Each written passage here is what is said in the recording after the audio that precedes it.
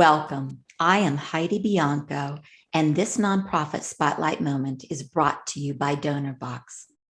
Joining us today is Dr. Caroline Heldman, Executive Director of the Representation Project and Chair of the Critical Theory and Social Justice Department at the Occidental College. Her research specializes in media, the presidency, and systems of power. Dr. Heldman has published 6 books. I am honored to introduce you to Dr. Caroline Heldman. Welcome. Thank you so much, Heidi. It is a joy to be here, and please call me Caroline. Will do. Caroline, I want to really discuss with our viewers today around the Representation Project. It is quite phenomenal. Would you please give me the inspiration behind it, how you became involved, and give me an overview of really what it is? So the Representation Project is an organization that uses media in order to fight sexism. It was founded in 2011 by Jennifer Siebel Newsom, and her name might be a little familiar. She is the first partner of California, and she produced a film and directed a film called Misrepresentation. It's now a decade ago. And that film provided a critique of the ways in which girls and women are represented in media. So it looked at the hypersexualization of girls and women. It looked at how women's leadership is often misportrayed. And that film had a profound impact on our culture.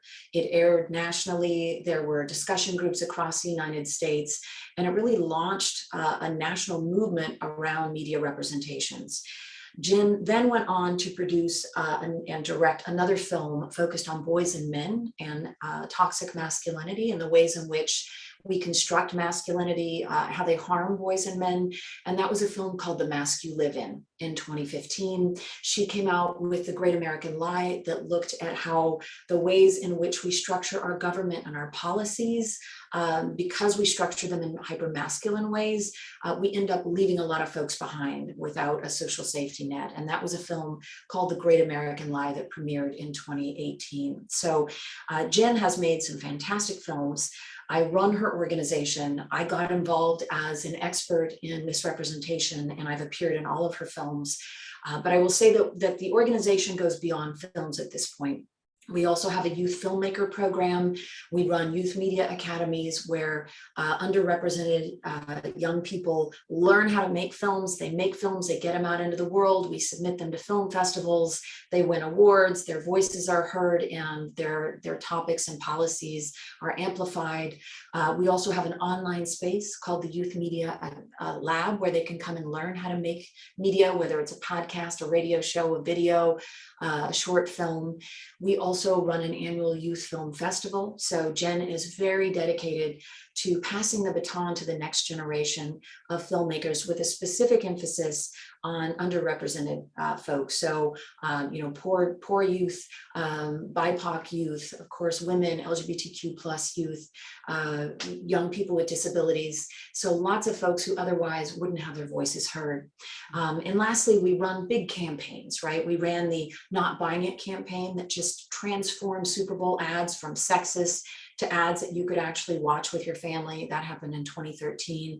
We also had a major campaign in 2015 focused, called Ask Her More, focused on getting reporters to ask women on the red carpet about more than just their dresses and their hair, right? So now we actually are asking women celebrities about their work and about political causes.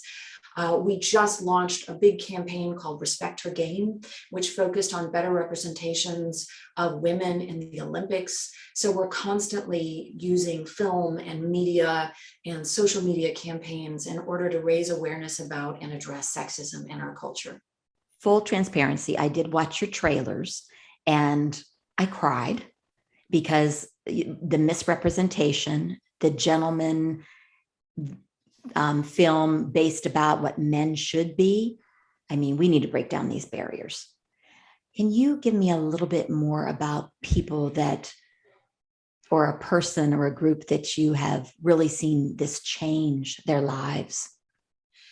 Well, I hear from a lot of girls who tell me, even today, after 10 years, I'm still getting emails from girls who say, "Look, I just saw misrepresentation for the first time, and I thought that my body hatred and my feeling insecure every time I, watch a TV show, or my eating disorder, I thought I was suffering alone.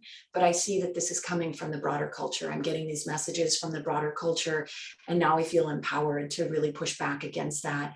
I also hear from a lot of boys and young men who say, "Look, the mask you live in transformed the way I think about my place in the world. It made me realize that I didn't have to capitulate to this box of masculinity that means that I have to be stoic, that I can't have emotions, that I have to bifurcate my head and my heart, that I have to act tough, that I have to always be in control, that I have to use romantic relationships as a way to really amplify my manhood, that it allows them to be fully human." And so I think the biggest impact continues to be the impact of Jennifer Siebel Newsom's films on young women and young men and gender nonconforming folks. That's fabulous. I know that you guys are really breaking down the deep-seated beliefs and culture and building the community for these young people and all people, actually. So, what it would be the one thing that you would like our viewers to walk away with today?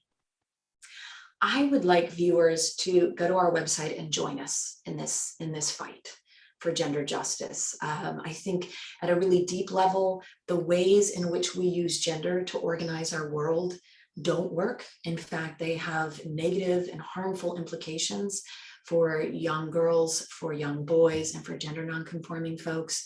I think that the one thing that we can really do is challenge the idea that gender norms and stereotypes are natural, that they just exist in nature. They don't, and they're harmful. And we can all do something about this for the generations that are coming up behind us. So if you go to our website and you join us, maybe you screen the mask you live in your son's high school, or maybe you join us with the Respect Her Game hashtag online campaign to make Olympic coverage better. And so a girl who's sitting at home is seeing, a shot putter being discussed in terms of her game and her prowess and her athleticism, instead of being discussed in terms of her appearance, or being discussed in terms of her romantic relationships, which have nothing to do with why she's in the Olympics. So maybe you shift the life of a young person simply by accessing our resources and having that ripple effect throughout the culture. I'm so glad you brought up the Olympics since we are going through this right now. Would you please share with me? We had mentioned the Olympic report. Share with me how you are connected with that. Well, we put out a report just looking at the first week of press coverage with the Olympics, and we found some pretty astounding things. The first major negative finding is that 80% of the hosts who are talking about the Olympics are men, right? 80%, which means that women's voices are still pretty much erased when it comes to the blow by blow commentary. We also found that women athletes were far more likely to be sexualized with camera angles and in terms of the outfits that they are required to wear by many of the Olympic standards.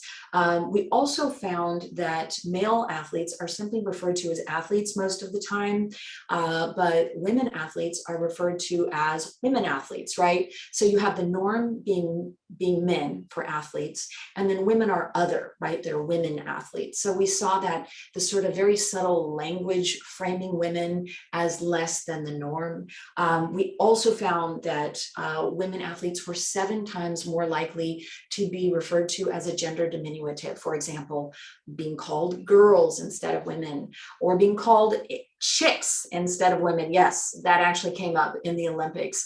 And so treating women athletes as though infantilizing them, right? Treating them like they're children, and using diminutive terms, which simply, depress or shrink their status as athletes on a world stage. So we have a long way to go in terms of equitable media coverage when it comes to women athletes in the Olympics. Yes, I agree. And that stuns me when you said chicks, and they're not referring to something in a hen house. I Exactly. mean, it's terrifying. It's absolutely terrifying.